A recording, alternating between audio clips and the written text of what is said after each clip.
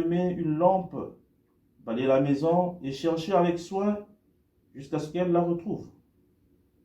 Quand elle l'a retrouvée, elle rassemble ses amis et ses voisines pour leur dire « Réjouissez-vous avec moi, car j'ai retrouvé la pièce d'argent que j'avais perdue. » Ainsi, je vous le dis, il y a de la joie devant les anges de Dieu pour un seul pécheur qui se convertit.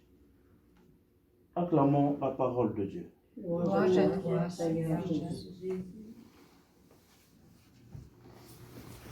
Bien-aimés dans le Seigneur, notre méditation portée sur cette allégorie présentée par Jésus sur la page évangélique de ce jour peut s'articuler sur 3 éléments que nous pensons essentiels pour notre vie chrétienne.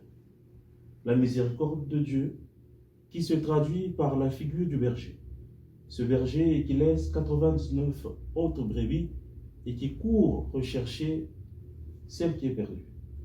Le deuxième élément essentiel serait l'éloignement de la brebis, qui n'est occasionné que par le péché. Le péché devient le géniteur ou l'agent pathogène de l'éloignement de la brebis.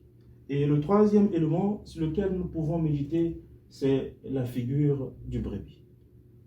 En méditant sur la miséricorde de Dieu, sur le profond amour qui se traduit par la figure du pasteur ou du berger, j'ai sans doute pensé aux paroles, je vais dire, du prophète Ésaïe, qui dit « Comme un berger rassemble son troupeau, le Seigneur, ou encore le bras du Seigneur rassemble ses brebis. » Ésaïe chapitre 40, le verset 11.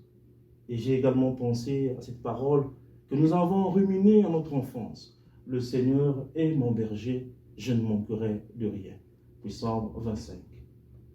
L'image du berger qui se voit ou qui s'entrevoit dans l'Évangile, dans les textes du Nouveau Testament, ne limite pas la fonction du berger à la protection.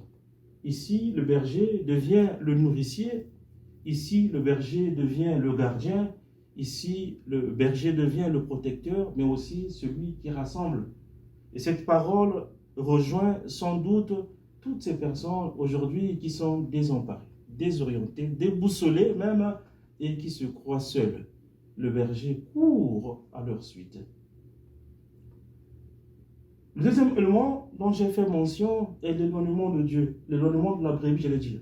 Cette brebis qui s'éloigne de l'enclos, qui s'éloigne de la bergerie. Si on s'inscrit dans la perspective du catéchisme de l'Église catholique, nous verrons que ce qui nous éloigne de Dieu, c'est le péché. Le péché est appréhendé comme ce qui vient rompre notre alliance avec le Seigneur. Pourquoi la brebis s'éloigne? C'est par orgueil. Et il y a des paraboles dans le Nouveau Testament qu'on peut retrouver avec l'éloignement. Comme dans Luc chapitre 15, on nous parle de ce jeune homme, l'enfant prodige, qui s'éloigne de son père pour aller dilapider tous les biens de son père. Il va s'éloigner. Le péché nous éloigne de Dieu. La grâce à demander aujourd'hui, c'est celle d'aller vers le Seigneur. Car la meilleure façon de fuir la colère de Dieu, c'est d'aller dans ses bras, disait un contemporain. Le troisième élément sur lequel nous pouvons méditer, je l'ai énuméré, la brebis. Cette brebis traduit la grandeur de la place que nous avons dans le cœur de Dieu. Chers frères et sœurs, chez les Juifs, au temps de Jésus, le milieu socioculturel juif nous dit que pour identifier quelqu'un, pour dire que celui-ci était riche, il fallait parler au nombre des brebis. Et Jésus n'est pas hors de son temps. Il est dans sa société. Et il parle de la brebis. La brebis traduit la richesse. Et si nous sommes des brebis, nous sommes alors des richesses, une richesse pour l'éternel. Cette parole rejoint sans doute toutes ces personnes, comme je l'ai dit, qui se sentent seules, déboussolées, découragées, désorientées. On peut se dire au fond de notre cœur, chacun pourrait se dire, je suis une brebis pour l'éternel. Je suis une richesse pour Jésus. À la fin de ce texte, la grâce à demander, c'est celle d'être des pasteurs. Chacun selon sa catégorie. qu'ils soient religieux, religieuses, consacrés ou laïcs, nous sommes appelés à être des pasteurs pour nos frères. Car, dira, nous serons jugés, sachant de la croix, nous serons jugés par l'amour et nous serons sauvés par l'amour. Je pensais à cette réponse d'Adoné Caïn. Juge le gardien de mon frère, qu'as-tu fait de ton frère? Demandons la grâce d'être des bergers pour nos frères et pour nos sœurs. Amen. Amen.